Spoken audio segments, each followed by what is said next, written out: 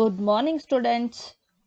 Welcome to Computer Organization class. This is Veena A. Patil from Department of CSE, BLE, CET, Vijaypur. So we have come to the last module, that is module 5. So in module 5, we are going to learn about basic processing units, in which some fundamental concepts, execution of a complete instruction, multiple bus organization, hardware controls, microprogram controls, and even pipelining basic concepts we will be learning. So we'll be referring textbook 1 and chapter 7 of textbook 1 and chapter 8 of textbook. And let's start with the syllabus, that is so basic processing unit. So in which we are going to learn about execution of instruction by a processor, the fundamental units of processor and how they are interconnected, and hardware for generating control signals, microprogrammed controls. Introduction.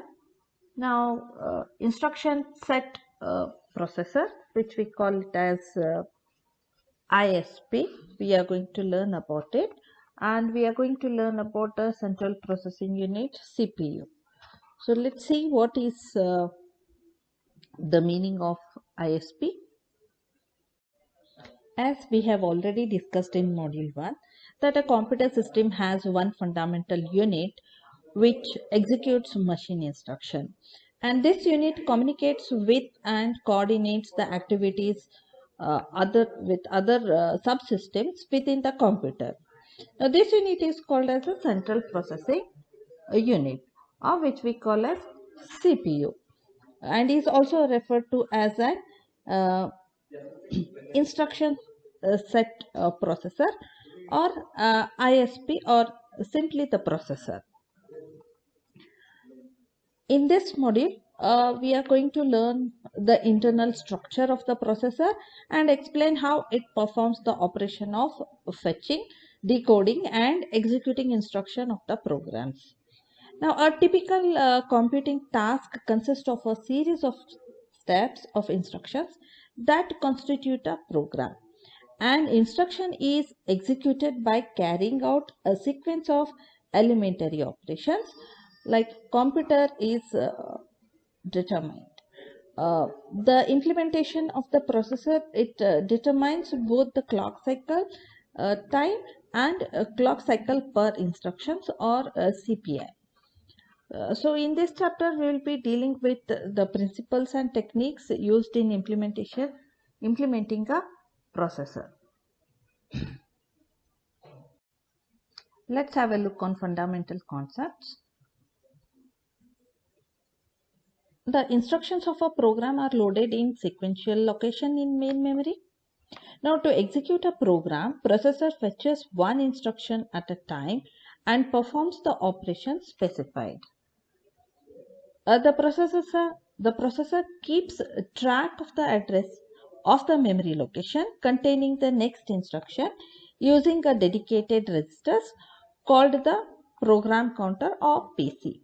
Now, after fetching an instruction, the content of PC are updated to point to the next instruction in the sequence. Now, a branch instruction, it loads a new address into the PC. Now, let us assume an instruction of 4 bytes, that is 32, which is stored in one memory word. Now, to execute an instruction, the processor has to perform the following actions. That is, fetch the content of the memory location pointed by the PC. The content of this location are interpreted as instruction to be executed. Now they are loaded into another special purpose register called the instruction register. Now symbolically, this is denoted as IR arrow into square bracket PC. That is, the content of PC is being loaded into the IR. So this we call as instruction fetch. Actually, there should be only one square bracket. There is no need of two square bracket. So by mistake, two square brackets have come. This is content of. Okay. Now, since the memory is byte addressable, increment the content of the PC to get the next word in memory, that is after 4 bytes. So the content of PC will be added by 4, which means it is going to fetch the next instruction, which we call it as a fetch phase. Okay. Now carry out the actions specified by the instruction register. This we call it as a execution phase. Okay. If the instruction occupies more than one word, step 1 and step 2 must be repeated so as to fetch the complete instruction. These two steps are usually referred to as fetch stage or fetch phase, and step 3 constitutes the execution phase. Now, to know how these operations are implemented, we will now see the internal structure of the processor. The various functional blocks of the CPU can be organized and interconnected in a variety of ways. Now, in this diagram, we are trying to show a simple organization in which the arithmetic and logic unit, that is ALU, and all the registers are connected using a single communication bus. This bus is internal to the processor. The data and address lines of the external memory bus are connected to the internal processor bus via memory data registers MDR and the memory address register MAR. Data may be loaded into MDR. As you can see, data lines are connected here. Data may be loaded into MDR either from the memory bus or from the internal processor bus. Data stored in MDR may be placed on either of the bus. The input of MAR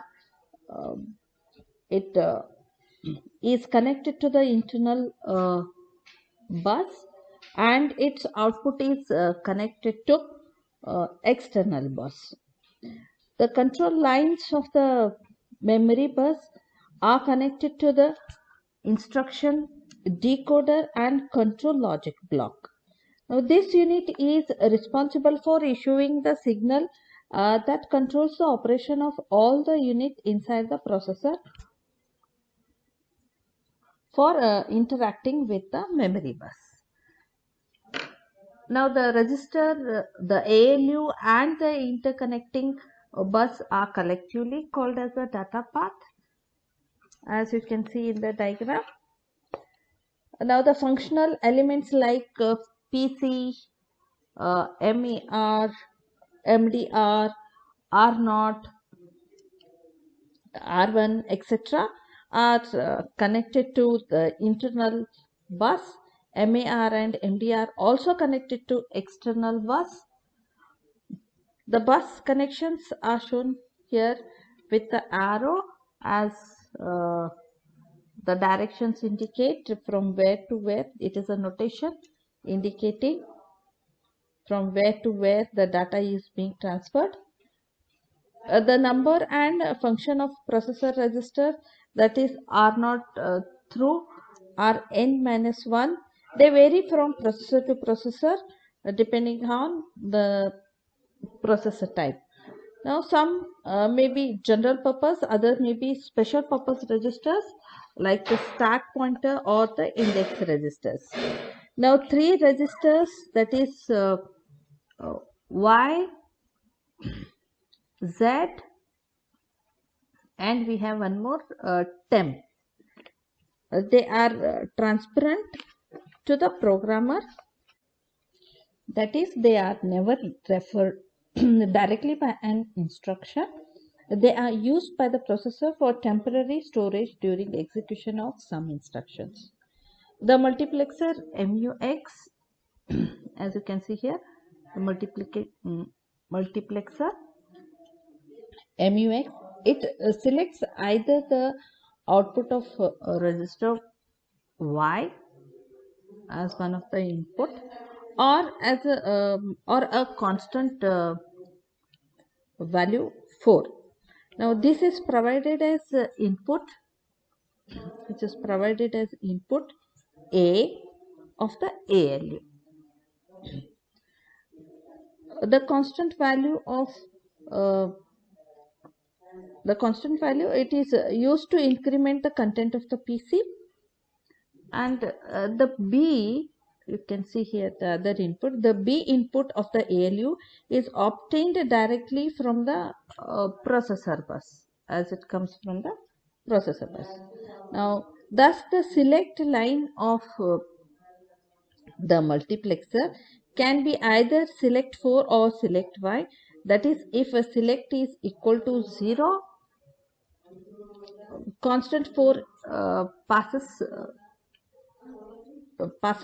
to A input of the ALU, or if this select bit is equal to 1, contents of register Y, it passes to A of it passes through A input of ALU. Now the registers and ALU are the interconnecting bus and are collectively called as a data path of the processor, as I already told you. Now the instructions are usually categorized into 3 classes, that is memory reference, arithmetic or logic, and branch instructions. Now the actions required to complete the instruction depends on the instruction class, what type of instruction class it belongs to. Now generally an instruction can be executed by performing one or more of the following operations in some specific sequence. Now the first is transfer a word of data from one processor register to another or to the ALU. Second is perform an arithmetic or logic operation and store the result in processor register. The fourth one is fetch the content of a given memory location and load them into a processor register. The fourth one is store a word of data from processor register into a given memory location. The memory reference instruction use the ALU for address calculation. The arithmetic or logic instruction uses ALU for computing and branch instruction, and also use ALU for comparison to decide about the branching. Now let's see register transfer notation. Now most of the computation performed in a computer, they involve data transfer between registers and CPU. Instruction execution, it involves a sequence of steps in which data are transferred from one register to another. For each register, 2 control signals are used to place the content of that register on the bus or to load the data on the bus into the register. The input and output of register RI, this register, they are connected to the bus via switches controlled by signals RI in and RI out. When RI in is set to 1, it is equal to 1, the data on the bus is loaded into the register RI. RI out is set to 1, the content of register is it is placed on the bus. RI out is set to 1, the content of register RI in is placed on the bus. Now while RI out is equal to 0, the bus can be used for transferring data from other registers. All operations, they coordinate by the processor clock. that can be during rising or falling edge of the clock. Now, example of data transfer from say R1 to R4, we'll see here. Enabling the output of R1 by the or by making, if I assume this as R1, the first one, first register, let's take here it as R1. Okay. Now, if I want to transfer the content of R1 to R4, then I have to put the content of R1 onto the bus. So I have to make here Ri stands for R1 out. So I have to make R1 out equal to 1. So I have to make R1 out, I'll write here, equal to 1. Now this places the content of R1 on the bus processor. Now if I want to copy the content from the bus processor into R4, then this can be done by enabling the input of register R4 by setting its Ri, that is its Rin equal to 1. So I have to make R4 in equal to 1, so that this gate is closed and the content of the bus is copied into the register R4. Now this loads the data from the internal bus into the register R4. So these are the steps that need to be carried out if a data has to be transferred from R1 to R4. Two input multiplexer is used to select the data applied to the input of a edge triggered D flip-flop as shown in the figure. When the control input Ri in is equal to 1, the multiplexer, it selects the data on the bus. This data will be loaded into the flip-flop at the rising edge of the clock. So if you can see here, when it is 1, it is entering into the D flip-flop. So at the rising edge of the clock, this input is being loaded to the flip-flop.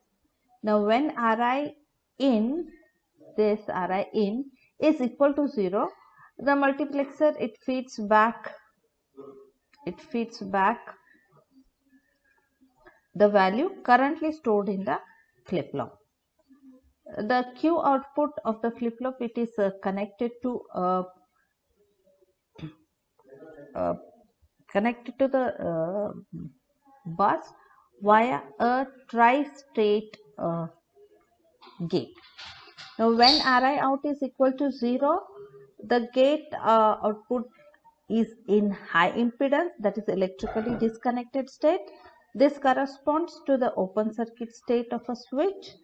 Now when Ri out is equal to 1, the gate, it drives the bus to 0 or 1 depending on the value of Q, that is the content of the flip-flop. To performing an arithmetic or logic operation, let's say the ALU is a combinational circuit that has no internal storage, all of us know. It only takes the inputs, performs operations, and it will store the output into another register. So ALU, it gets the two operands from the mux. So you can see here, it gets input A from the mux, input B from the another input, that is the internal bus. Okay, so we say ALU gets the two operands from mux and the bus. One is from the mux, another one is from the bus, and the result is temporarily stored in register Z.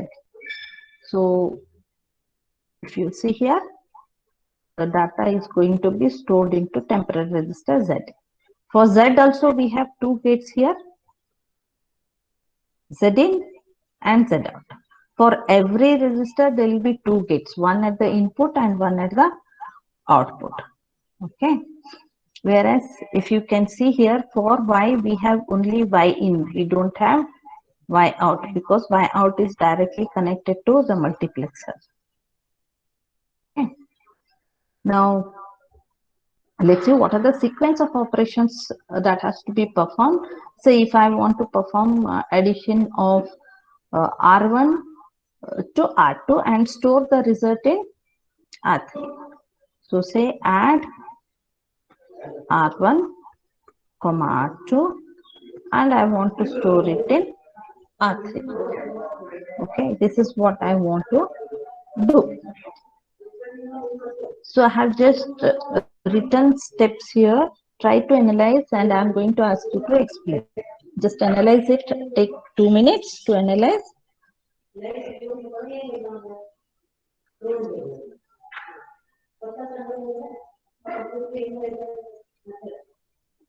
I have also shown the clock cycles here. During clock cycle 1, what happens? During clock cycle 2, what happens? And during clock cycle 3, what happens? So during clock cycle 1, he said R1 out, Y in. What does it mean? You just explain me that first.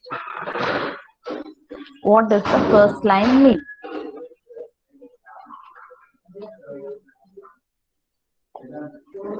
Can anybody explain? What does R1 out, comma Y in mean?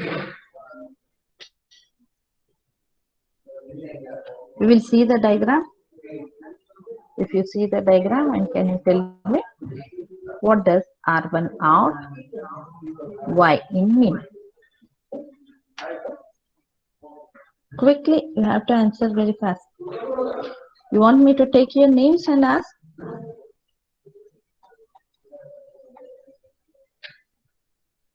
Yes, Bhagya? Yes, madam. Yeah, tell me. What is the meaning of R1 out, comma Y in?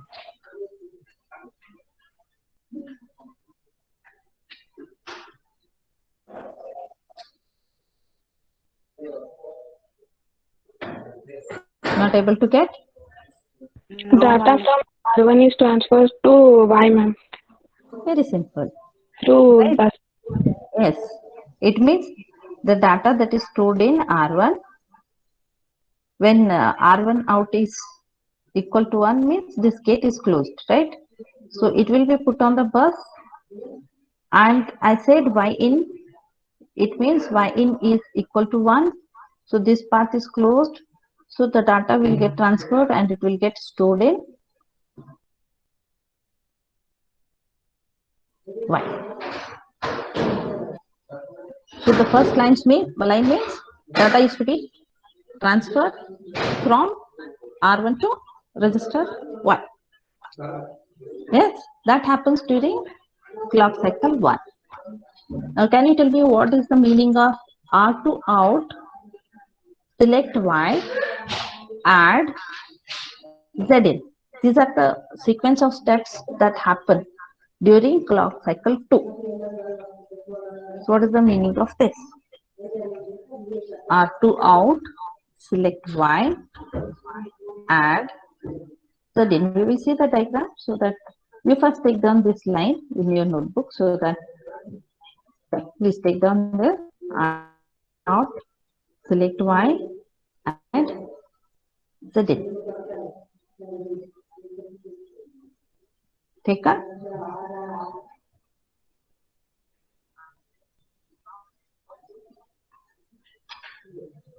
Okay.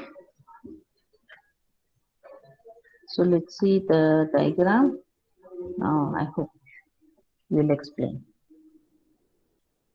What is the meaning of R2 out? Already R content has come here into Y. Yes.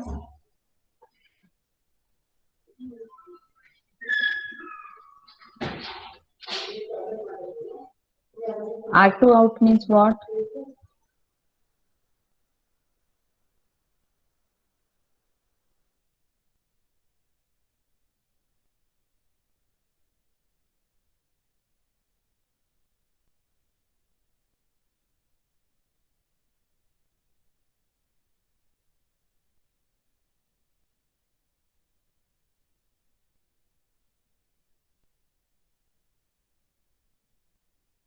internal bus. R1 is already there in Y. So these two are to be added. That is R1 plus R2 I am supposed to do. So these two are to be added.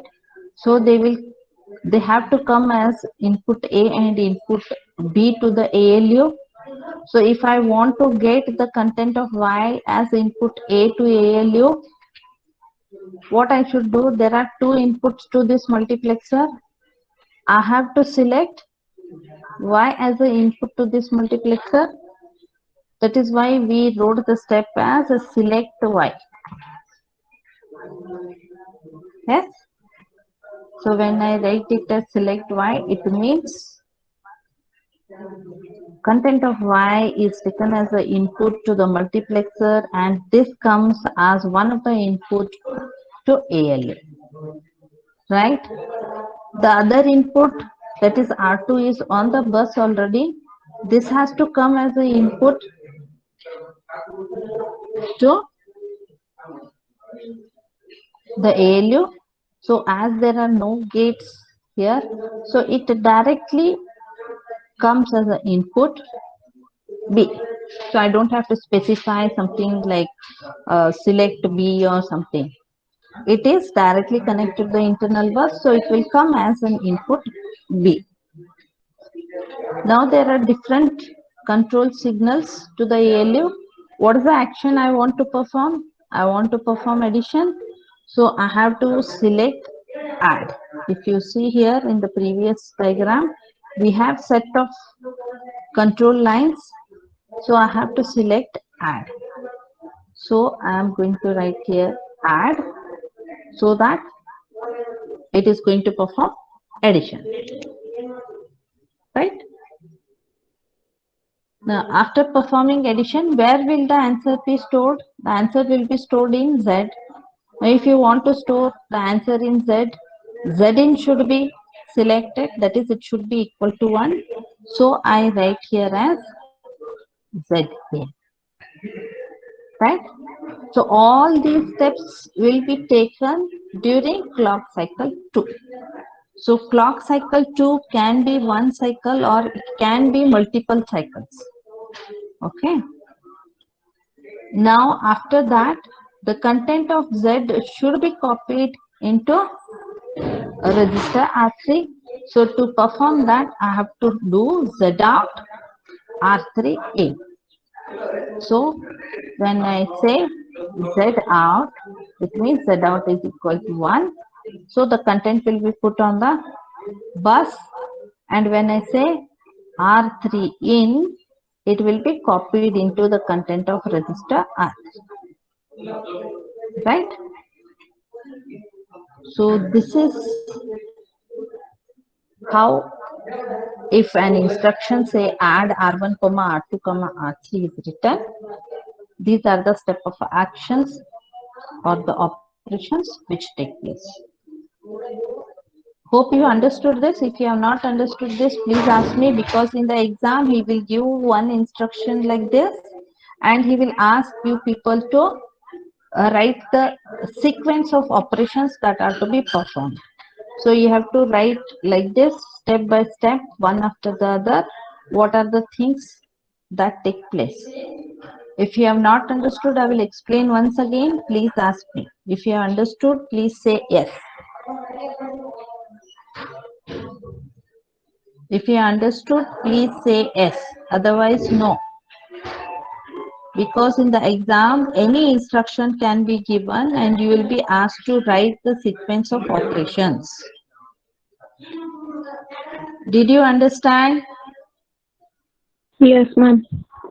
Okay. So let's see the next topic, that is fetching a word from memory. We just saw how from one register to another register we can copy, or how we can perform some ALU operation with the content of 2 registers. Now let's see, if I want to fetch something from memory into the processor, what are the things that we have to do? How are the connections that are connected? Okay. Now this is the connection of the register MDR. So as we have seen MDR, if you see here, it has two side inputs and outputs. One side of the MDR is connected to data lines. The another side is connected to the internal bus. So both side it is two-way, in and out. So that I'm trying to show here in detail. So for MDR, at one side, that is you can say internal side, it is connected to the internal processor bus. Okay, and the content of internal processor bus can be copied into MDR when MDR in gate is equal to 1, switch is equal to 1. That is when this gate is closed. And the content of MDR can be copied onto the processor bus when MDR out is equal to 1, when MDR out is selected, that is equal to 1, when this path is closed. Similarly, if you see the connections of MDR to the memory bus, that is the data lines, if you see again we have here two gates. One gate is MDR in E, another one is MDR out E.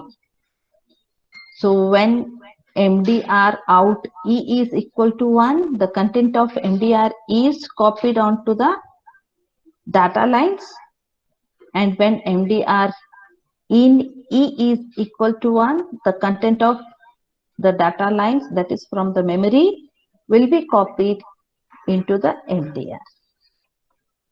Okay, so this is how the connection is there. Now, whenever the address is issued, it will be copied in MAR. So, and this address will, that is the memory address, it will be fetched if a read operation signal is generated. So when a read operation is signal is issued, the content of the memory will be transferred onto the data line into the MDR. Okay, so if I want to read something from the memory, first the address has to be copied into the MAR. Okay, so after copying it into the MAR, a read operation signal has to be generated. After a read operation, the data that is stored on the data lines will be copied into the memory data register. Okay, so now let's see fetching a word from memory. So step by step sequences we will see here. The response time of each memory access, it varies depending on the cache miss or depending on the memory mapped input output or many other reasons. Okay, so to accommodate this, the processor, it waits until it receives an indication that the request operation has been completed. How will the processor gets to know that? Whenever it is trying to access a data from the memory, that data access is complete. It is through memory function complete signal. So we have discussed this also in the previous module, that whenever the processor is trying to access the content of the memory or it is trying to write to the memory, after the process is done, the CPU or the processor will receive a signal called memory function complete. So it gets to know that the data from the memory is either read or it is written into the data. So once MFC function is received, it is an indication. So let's see an instruction, that is to move the content of register R1. Wherever R1 is pointing, it is shown in parenthesis. It means wherever R1 is pointing, from that memory, copy the content into R2. Okay. So first thing we have to do is the address that is stored in R1 should be copied to the memory address register. So we have shown here with register notation, that is the content of R1 is going to be copied to the memory address register. Then after copying, a read operation is generated. So a start a read operation on the memory bus is generated. Now once it is generated, the content is fetched from the specified memory location and the data will be put on the memory address register.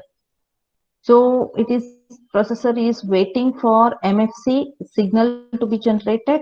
Once the MFC response from the memory is received, it will understand that the data is fetched and it is loaded onto the memory data lines. So it will load the content from the data lines into MDR, that is from the memory bus. Okay.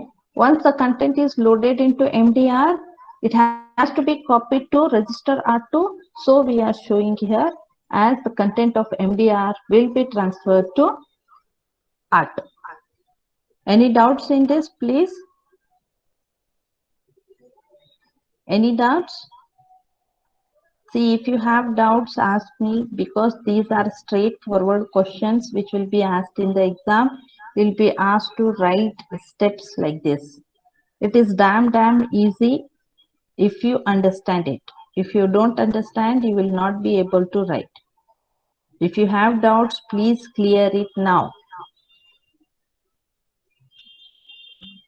Okay. So this is the timing diagram which is shown. So during the first cycle, if you see, during the first cycle, if you see here, address is put, that is from R1, address is copied to MAR. And you can also see during the first cycle, the read operation is put on the bus. Now the assumption here is MAR is always available on the address lines of the memory bus. We are assuming so, and we are showing here. So when the address is copied into MAR and the read signal is generated, there is a wait for MFC response from the memory. Now till then, so memory read will be done. So memory content will be read and it will be put on the memory bus. So once the data is put on the memory bus, that is by the end of clock cycle 2, data will be put on the memory bus.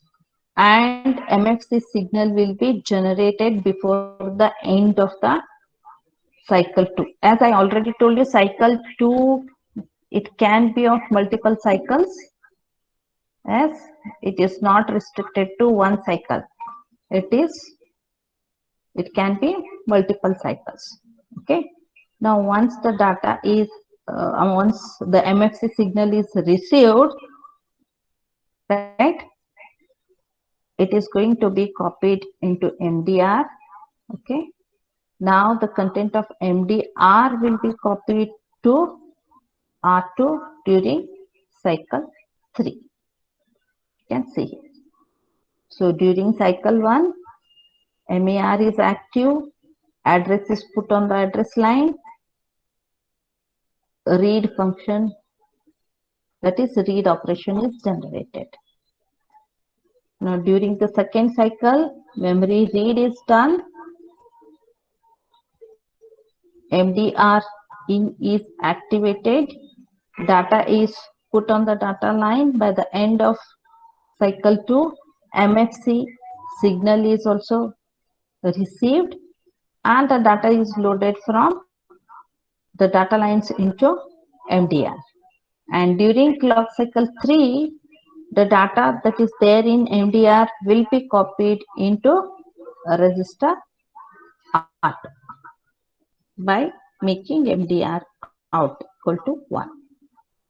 Okay, so using timing diagrams, if you want to show, this is how you are supposed to show. Okay, so the same thing you can see here.